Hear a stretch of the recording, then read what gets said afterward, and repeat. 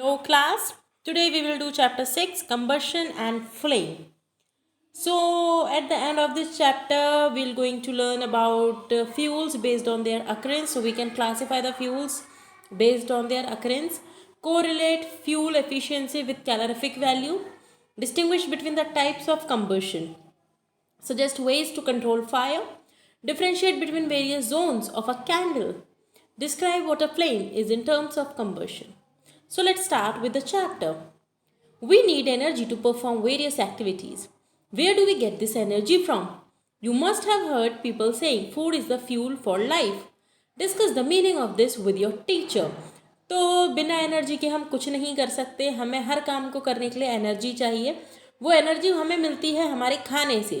So food is the fuel of life. अब ये fuel है क्या? फ्यूल मतलब ईंधन. Our body is like a machine which performs several functions. To carry out all these functions, our body requires energy. This energy is obtained from the food we eat through the process of respiration. Similarly, machines need energy in some form or the other in order to perform the desired functions. तो देखो हमारी body बहुत सारे functions करती है, बहुत सारी activities करती है, चलती है, फिरती है. मैं आपसे बात कर रही हूँ, ये भी एक एक्टिविटी है. इन सारी एक्टिविटीज़ को करने के लिए मुझे एनर्जी चाहिए और वो एनर्जी मुझे मिलेगी फूड से. तो फूड मेरी बॉडी के लिए ज़रूरी है क्योंकि वो मुझे एनर्जी प्रोवाइड करा रहा है एक्टिविटीज़ कराने के लिए. ठीक इसी तरीके से जो मशीन्स चलती हैं उनको भी एनर्जी की ज़रूरत होती है और उन्हें एनर्जी करवाते हैं, उन्हें एनर्जी प्रोवाइड कराते हैं कुछ fuels. So the energy is produced in machine by a substance called fuel. Fuels come in different forms. Fuel are of different types such as wood, coal, charcoal, petrol, diesel, compressed natural gas and liquefied petroleum gas. तो इतनी सारी forms होती हैं आपकी energy की, fuels की, जो energy provide कराती हैं मशीन को. देखो वुड है, कोल है, चारकोल है, ये सब फ्यूल्स में कंसिडर होते हैं. अब यूजेस क्या है फ्यूल्स के? Different fuels are use for cooking, running automobiles, manufacturing goods and for several industrial purposes. तो हमारी जो गाड़ियाँ चल रही हैं वो फ्यूल पे चल रही हैं, हमारी इंडस्ट्रीज जो चल रही हैं वो फ्यूल पे चल रही हैं. हमारे घर में जो खाना पक रहा है, एलपीजी लिक्विफाइड पेट्रोलियम गैस, वो भी एक तरह का फ्यूल है. Now classification of fuels. So देखिए हम क्लासिफाई करते हैं फ्यूल्स को. पहला है हमारा primary fuels. These are the fuels which are used in the same form as they occur in nature. For example, wood, dry leaves, cow dung cakes and agricultural waste. They are used mostly in rural areas for cooking purposes. तो सबसे पहला होता है आपका primary fuel. Primary fuel मतलब ऐसे fuel जो directly आपके नेचर में अकर कर रहे हैं, नेचर में आपके हैं और आप सीधा उन्हें उठाते हो और यूज़ कर लेते हो. जैसे कि लकड़ी को आप मॉडिफाई नहीं करते, सीधा काटी, जलाई और आपका फ्यूल तैयार है ना. आपकी एनर्जी तैयार है, अब आप अपना खाना बना सकते हैं. इसके अलावा सूखी हुई पत्तियाँ, उसमें भी आपको कुछ नहीं करना होता, सीधा सूखी हुई पत्तियाँ लेनी है, उनको जला देना है, आपका फ्यूल तैयार है. तो इस तरीके के जो फ्यूल है वो अक्सर गांव में यूज़ किए जाते हैं. जब चूल्हे पे खाना बनता है तो लकड़ी का कंडों से और ड्राई लीव से खाना बनता है. तो कुकिंग पर्पज़ के लिए रूरल एरिया में ये यूज़ किए जाते हैं.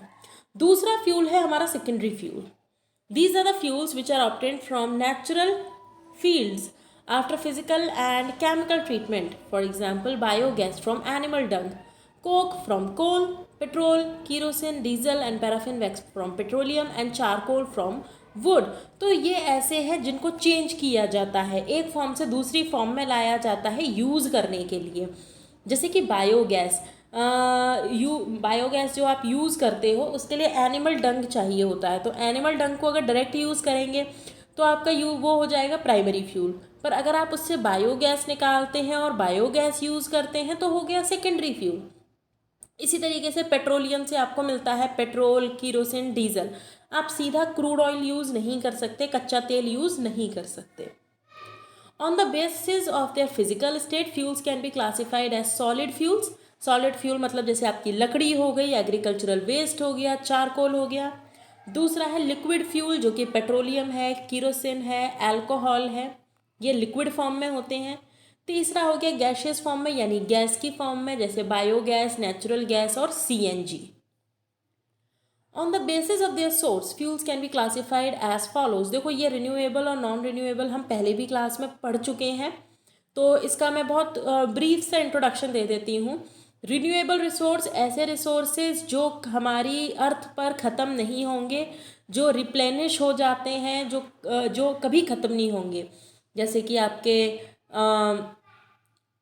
एग्रीकल्चरल वेस्ट हो गया, ठीक है, फॉरेस्ट रेसिड्यूज हो गए, आपकी वुड हो गई, बार्क हो गए, एनिमल वेस्ट हो गया, ये कभी ख़त्म नहीं होगा, ये रिन्यूएबल रिसोर्स है। इसके अलावा नॉन रिन्यूएबल रिसोर्स जो है वो है आपके फॉसिल फ्यूल्स। फॉसिल फ्यूल्स मतलब जो कोल है, पेट्रोलियम है, नेचुरल गैस है, जो हमें नेचर से तो मिल रहे हैं, पर एक समय ऐसा आएगा जब हमें नेचर से ही मिलना बंद हो जाएंगे। इनकी अगर खपत ज़्यादा होगी तो इनके जो रिजर्व हैं, जो ये इकट्ठे हैं, वो ये ख़त्म हो जाएंगे और हमें नहीं मिलेंगे। तो समझ में आया आपको renewable and non renewable. Now fuel efficiency. Now, fuel efficiency. Most of our energy requirements are met by the fossil fuels and their products. But how do you decide which is the best fuel? तो देखो हमारा जितने भी हमें energy मिल रही है, जितनी भी हमारी मशीनें चल रही हैं, इंडस्ट्री चल रही हैं, वो सब चल रही है फ्यूल पे। पर आप कैसे ये पता करोगे कि कौन सा फ्यूल अच्छा है और कौन सा फ्यूल ज़्यादा अच्छा नहीं है? The fuels are burnt to produce heat. Some fuels produce more heat while other produce less heat. तो कोई भी फ्यूल आप जलाते हो, बर्न करते हो, क्यों करते हो? जिससे कि उसमें से एनर्जी निकले। कुछ फ्यूल ऐसे होते हैं जिनमें धुआं ज़्यादा होता है और हीट कम होती है। कुछ फ्यूल ऐसे होते हैं जिनमें हीट बहुत ज़्यादा होती है और धुआं बहुत कम निकलता है। Thus, the efficiency of various fuels can be compared by the amount of heat produced by them. तो हमने एक स्टैंडर्ड बना लिया कि जो फ्यूल सबसे ज़्यादा एनर्जी प्रोड्यूस करेगा, हीट प्रोड्यूस करेगा, वो अच्छा फ्यूल होगा। In fact a fuel is rated bye it's calorific value, और उसको हमने बोला कैलोरीफिक वैल्यू। तो देख लेते हैं कि कैलोरीफिक वैल्यू क्या है। It is the amount of heat energy released by the complete combustion of 1 kg of fuel. यानी कि फ्यूल कोई भी हो, चाहे आपकी वुड हो, चाहे कोल हो, चाहे आपका पेट्रोल हो, डीजल हो, कीरोसिन हो, आपने 1 kg ले लिया और उसको बर्न किया। अब उसके अंदर जितनी हीट निकली आपने उसको मेज़र कर लिया। 1 किलो फ्यूल में जिस 1 किलो फ्यूल में ज़्यादा एनर्जी निकलेगी उसकी कैलोरीफिक वैल्यू उतनी ही हाई होगी। The heat generated by fuels when they burn is measured in joule और कैलोरी। तो जितनी हीट निकलती है हम उसको जूल या कैलोरी में मेज़र करते हैं। The calorific value is expressed in kilo joule per KG. इसको अंडरलाइन कर लीजिएगा कि कैलोरीफिक वैल्यू की जो यूनिट है वो है आपकी kilojoule per kg. A fuel with more calorific value releases more energy than the fuel with lower calorific value.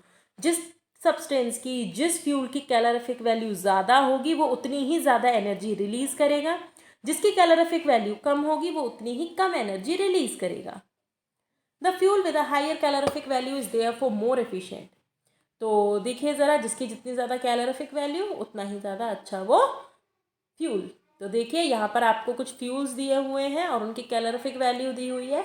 ये आप देखिएगा और बताइएगा कि कौन सा फ्यूल ज़्यादा अच्छा है और कौन सा फ्यूल खराब है। Now, harmful effects of burning fuels. The burning of coal and oil causes the release of atmospheric pollutants such as sulfur dioxide, nitrogen oxides, carbon dioxide and carbon monoxide. तो जब भी आप कोल या ऑयल को जलाते हो तो उसमें से sulphur dioxide, nitrogen oxide, carbon dioxide gases release होती हैं। These gases readily form smoke that pollutes the environment. The carbon dioxide is the main greenhouse gas that contributes to global warming. तो global warming हम सब जानते हैं कि जब हमारी अर्थ का टेम्परेचर बहुत ज़्यादा बढ़ जाए, नो एवरेज टेम्परेचर से भी ज़्यादा, तो उसको हम बोलते हैं ग्लोबल वार्मिंग। और कार्बन डाइऑक्साइड मेन रिस्पॉन्सिबल है ग्लोबल वार्मिंग के लिए। Another environmental issue associated with the use of oil is the impact of oil drilling.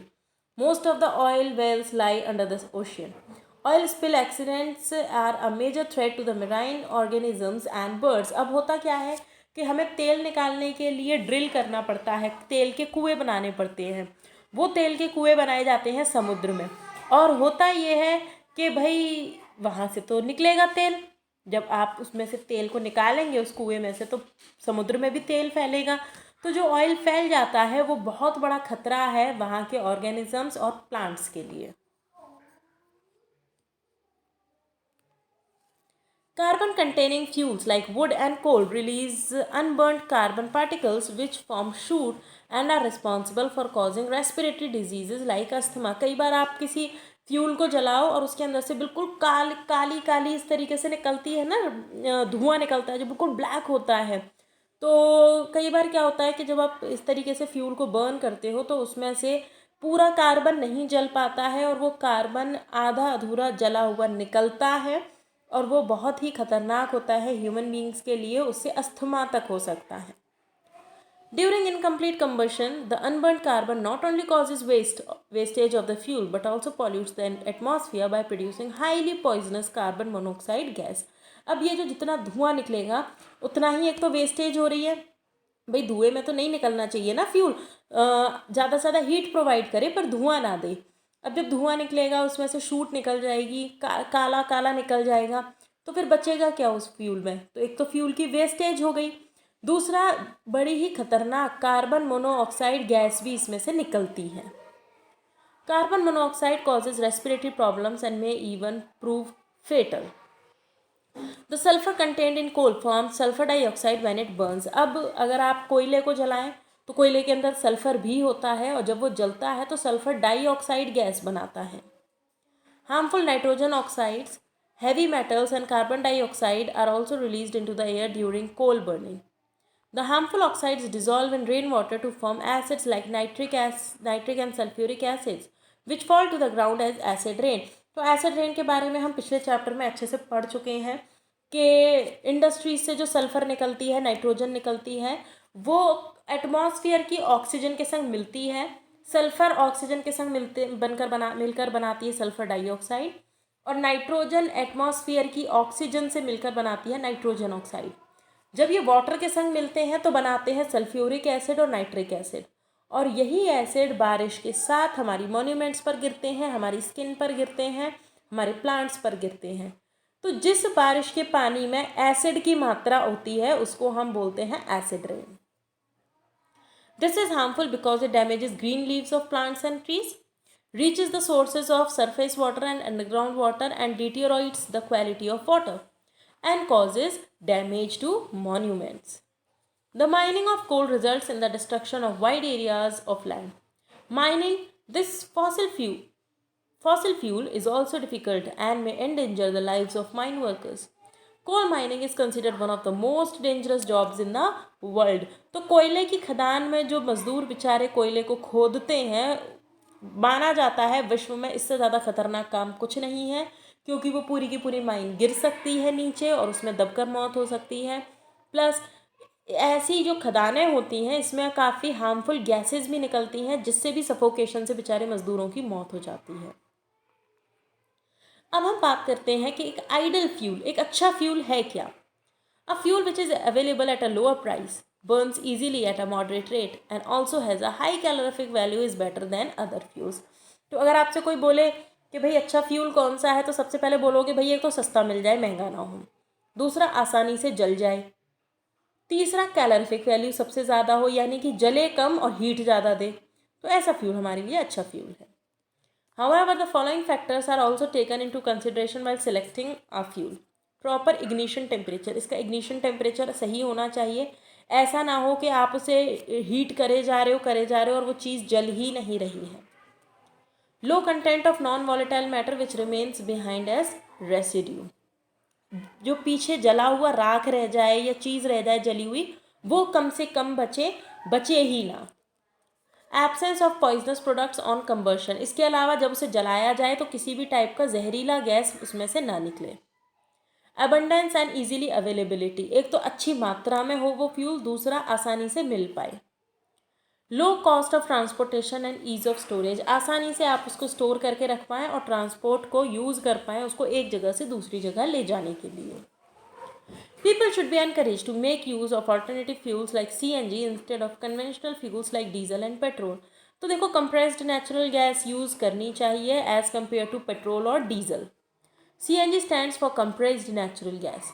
It is one of the most preferred alternatives as it is low in pollutants, high in calorific value and heat yield. एक तो ये गर्मी बहुत ज़्यादा provide कराता है CNG, दूसरा इसकी कैलोरिफिक वैल्यू बहुत ज़्यादा है, और तीसरा ये एनवायरनमेंट को नुकसान नहीं पहुंचाता है। तो सीएनजी यूज़ करें पेट्रोल डीजल की बजाय। अब हम बात करेंगे कंबशन। कंबशन क्या होता है? An important property of a useful fuel is that its energy can be stored and can be released only when needed. Fuel releases its energy through a chemical reaction known as combustion.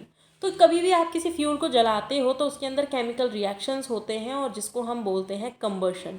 Combustion के बाद ही कोई भी fuel अपनी energy को release करता है, heat provide कराता है।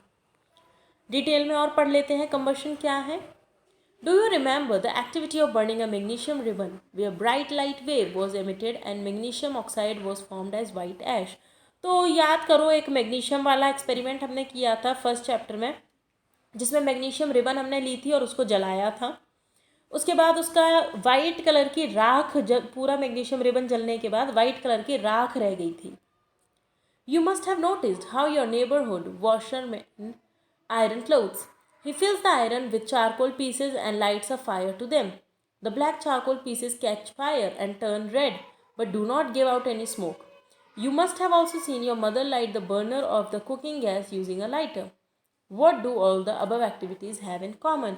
तो अब आप देख लो ज़रा अपने प्रेस वाले को। वो प्रेस वाला क्या करेगा? प्रेस के अंदर कोयला भरेगा, उस कोयले में आग लगा देगा, तो कोयला लाल पड़ जाएगा जब वो जल जाएगा, पर धुआं नहीं छोड़ेगा। दूसरी बात कि जब घर में हम खाना बनाते हैं किचन में, तो धुआं नहीं निकलता है एलपीजी में, सिर्फ बर्न होता है, आपका हीट प्रोवाइड करवाता है वो फूड को, आपका खाना पक जाता है, किसी भी तरीके की गंदगी नहीं होती है। In all these activities, burning of a substance takes place with the emission of heat and light. इन सब चीज़ों में एक चीज़ कॉमन है कि कोई भी चीज़ जलती है तो हीट देती है और लाइट देती है।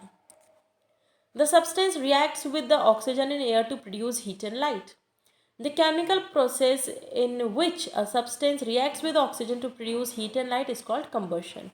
तो आपका जो फ्यूल है, जो भी आपने जलाया है, जो भी सब्सटेंस आपने जलाया है, वो ऑक्सीजन की प्रेजेंस में जलाया है, और ऑक्सीजन के प्रेजेंस में उसके अंदर हुआ केमिकल रिएक्शन, और उसने क्या प्रोड्यूस किया?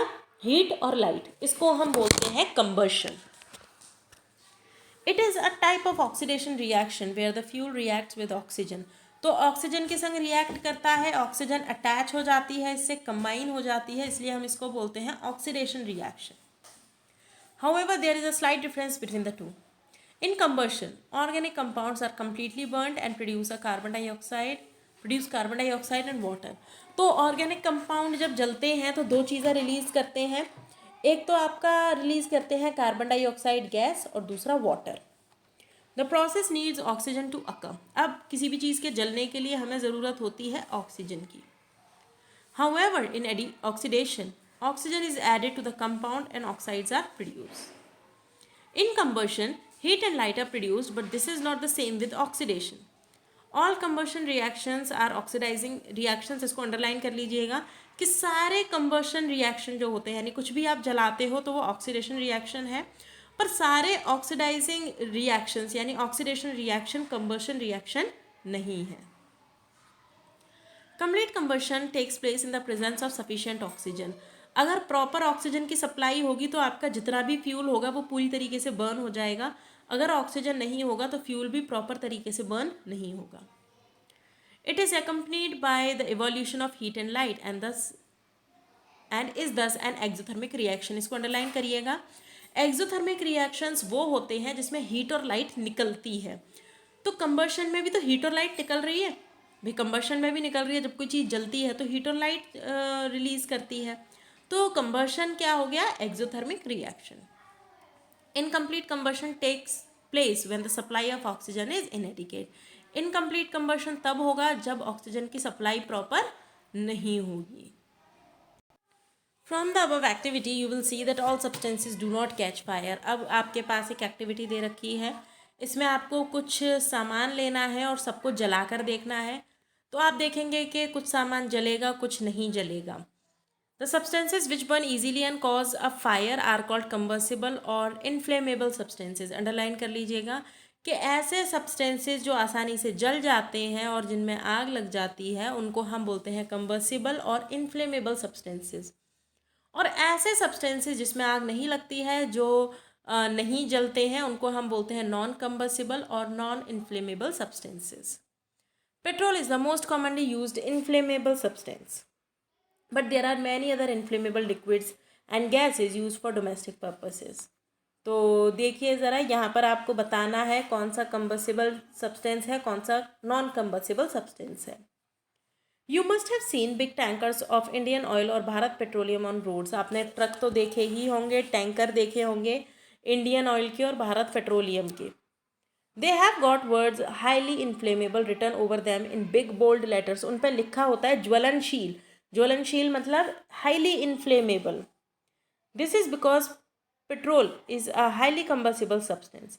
It can catch fire with even a light spark and can become hazardous. Can you name another place where you see a similar warning? तो ये इस तरीके से इसलिए लिखा जाता है क्योंकि उसके अंदर कुछ ऐसा सामान होता है जो जल्दी आग पकड़ सकता है।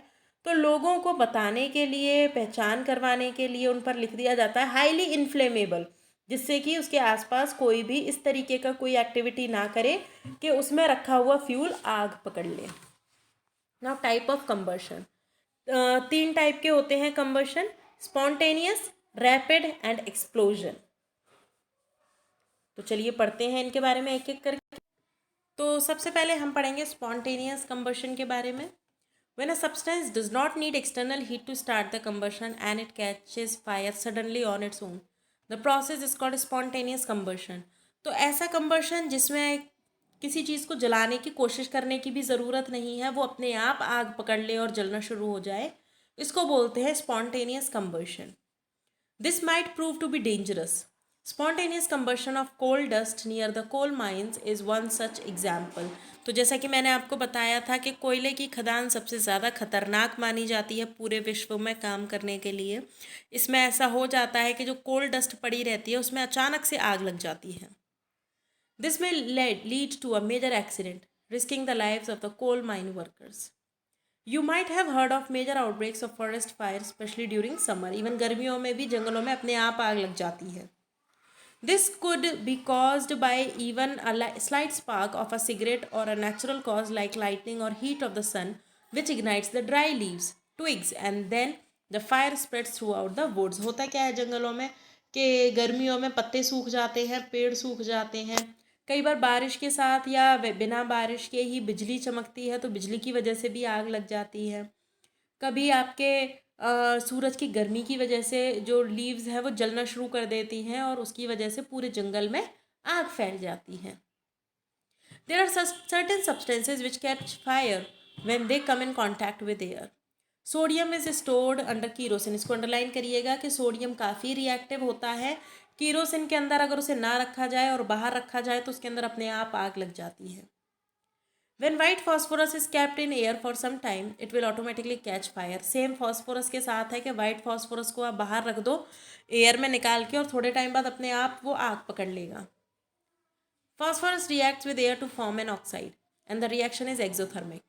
The heat generated ignites the rest of the white phosphorus. To avoid this, it should be stored in water. तो water में इसको रखा जाता है। दूसरा है rapid combustion.